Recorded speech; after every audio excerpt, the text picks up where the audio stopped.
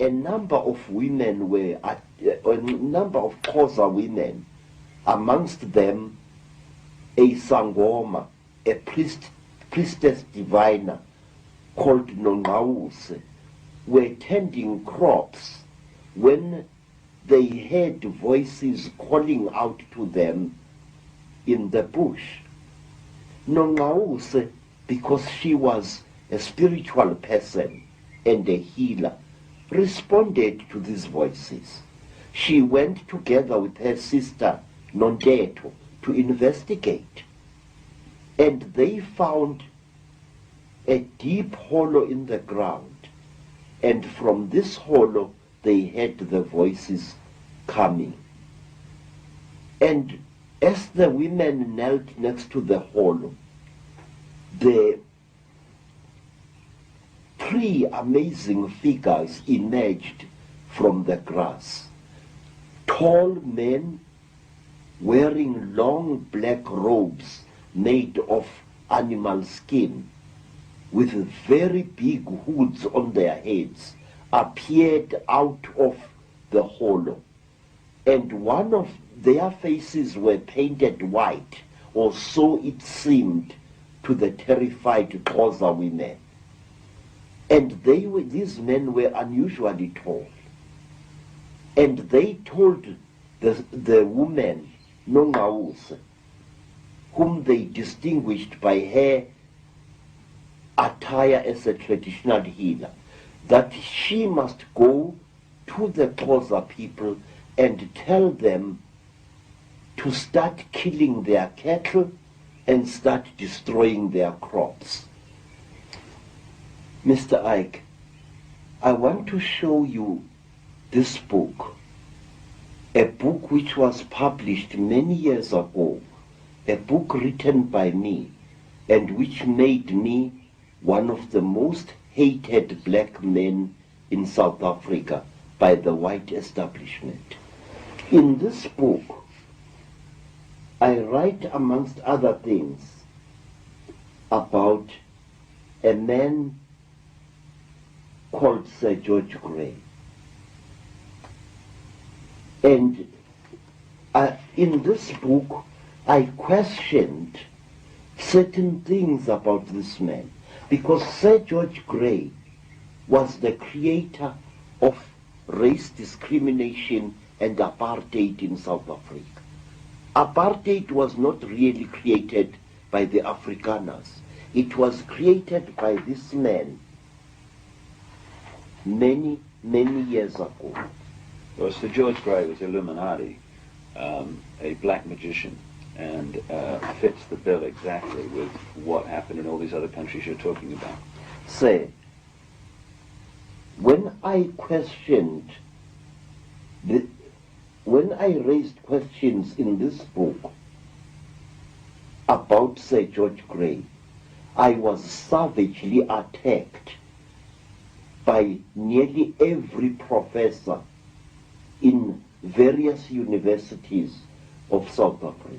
The intellectual prostitutes, yeah? Yes. The liars in ivory towers, as I call them. I said that the Xhosas did not commit suicide in 1857. They were murdered. They were manipulated by Sir George Grey into destroying themselves. Isn't it interesting, Credo? I've noticed this myself, that the story you've just told about how those people were manipulated to kill their cattle and what have you, is mirrored again and again in the story that has spawned religion after religion. I mean, whether it's Mohammed or whether it's Joseph Smith with the Mormons, again and again, the initiator has a vision or an interaction with some guard figure or angel, and bingo, they get told to do certain things, and the rest is history. Yes, sir. And what is most interesting is that these interesting angels have suddenly disappeared in recent times. You no longer hear of an angel coming to tell some prophet to establish a new religion. No. Where have they gone? They carefully choose certain times. Now, Sir George Grace, let me go back to him. He manipulated the Xhosa people into killing themselves. And a poor woman, Nongawuse, became the scapegoat, because in every evil thing that has been done in Africa by the white colonialists, as well as by the Arab colonialists, there are always black scapegoats who are left holding the blame. And in this case, Nongawuse was. According to South African official history books, we are told that Nongawuse had had a dream that her people must kill their cattle, her people must destroy their crops. And as a result of Nongawuse's dream, thousands died. And another lie was added to compound this infamous lie. We were told that Nongawuse had been a child when she had this dream. But that's a lie, sir.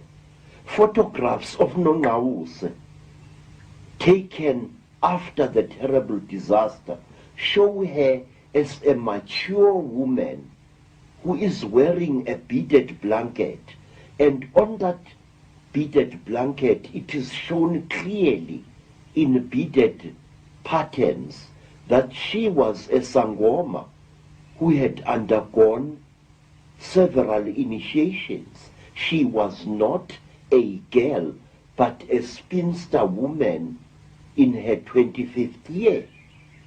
And Nongawuse had not had a dream whatsoever, sir. She had seen apparitions. She had seen men who posed as gods, who were disguised as supernatural beings, and she had not been alone. And another thing, sir, the Xhosa people would never have listened to the word of any mature child on a serious matter like this, because to all African people, cattle and crops were not regarded as their property, but rather as the property of the ancestral spirits. Now, Nongawuse became a scapegoat.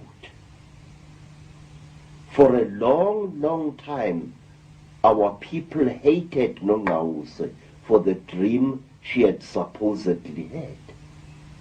And after I had brought questions about this story, after I had been torn apart by newspaper men, Nongawuse's story was suddenly changed and totally omitted in South African history books. I can show you some of these books where this story doesn't occur at all. Taylor, is this story that you're telling in this one incident, can you repeat that again and again across southern Africa as the Europeans took over? Was it a method they constantly used? Yes, sir. Yes. You see, I can tell you a lot of things that were done. Some of the bloody wars which were started in South Africa between white men and black men were actually engineered by supposedly ancestral spirits, where a king suddenly saw an apparition. Mm-hmm. Now let me tell you, sir,